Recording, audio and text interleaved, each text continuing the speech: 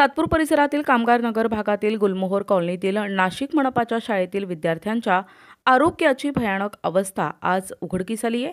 तुटलेले पत्रे लोंबकत असल्यानं खिडक्या, तुटलेले पाईप, शाळेच्या भोवती सर्वत्र कचराच कचरा, दारू आणि बिअरच्या बाटल्या, साफसफाई होत नसलेले शौचालय, शाळेच्या छतावरून वाहणारं पाणी, यामुळे साचलेल्या पाण्याचे डबके, शाळेला ना संरक्षण भिंत ना वॉचमन, त्यामुळे रात्री मद्यपींचा अड्डा आणि सकाळी विद्यार्थ्यांची शाळा, या शाळेची दुरावस्था तर विद्यार्थ्यांच्या आरोग्याशी होणारा खेळ बघता नाशिक महापालिकेच्या डिजिटल शाळा ह्याच का असा प्रश्न भाजपाचे पदाधिकारी ॲडव्होकेट महेंद्र शिंदे यांनी यावेळी उपस्थित केलाय।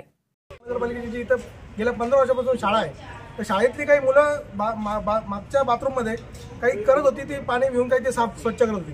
तर जाऊन बघितलं तर तिथे लक्षात आलं की ते बाथरूम अक्षरशः वाईट कंडिशनमध्ये आहे, तिथे एवढी दुर्गंधी आहे, खिडक्या तुटलेल्या आहे, काही गज बाहेर निघालेला आहे, बेंचेस बॅड कंडिशनमध्ये आहे, त्याचबरोबर इथे लाईट सुद्धा नाहीये। म्हणजे महानगरपालिकेची जी शाळा आहे ती गेल्या 15 वर्षापासून आहे, इथे कुठलीच मुलांना सुविधा नाही, संरक्षण भिंत नाही, वॉल कंपाऊंड नाही, इथे कोणी म्हणजे वॉचमन नाही, असेल पुढे ते पाणी पण लिकेज होत आहे। आज डेंग्यूचा पूर्ण नाशिक शहरावर किती प्रभाव होता हे आपण सर्वांनी बघितलं आहे। देशीचं दुकान आहे, आता कलेक्टर साहेबांनी ते देशीची परवाना कसा काय दिला?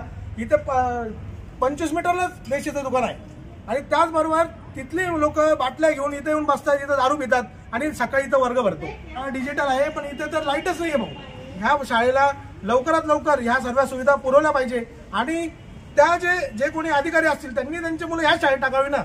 इथे कामगार नगर परिसरातील इथे बाजूचे गोरगरिबांचे मुलं येतात, ते इथं शिकतात, त्यांना इथं शिक्षण भेटतंय का ते इथं त्यांचं आरोग्य धोक्यात आहे हे महानगरपालिकेने पाहावं आणि लवकरात लवकर यावर कारवाई झाली पाहिजे, नाहीतर आम्ही याच्यावर तीव्र आंदोलन करू। कामगार नगर येथील मनपा शाळा क्रमांक 17 मध्ये वर्ग कमी असल्यानं इयत्ता 4थी आणि 5वीचे वर्ग या ठिकाणी मनपाच्या समाज मंदिरात गेल्या अनेक वर्षांपासून भरत आहेत।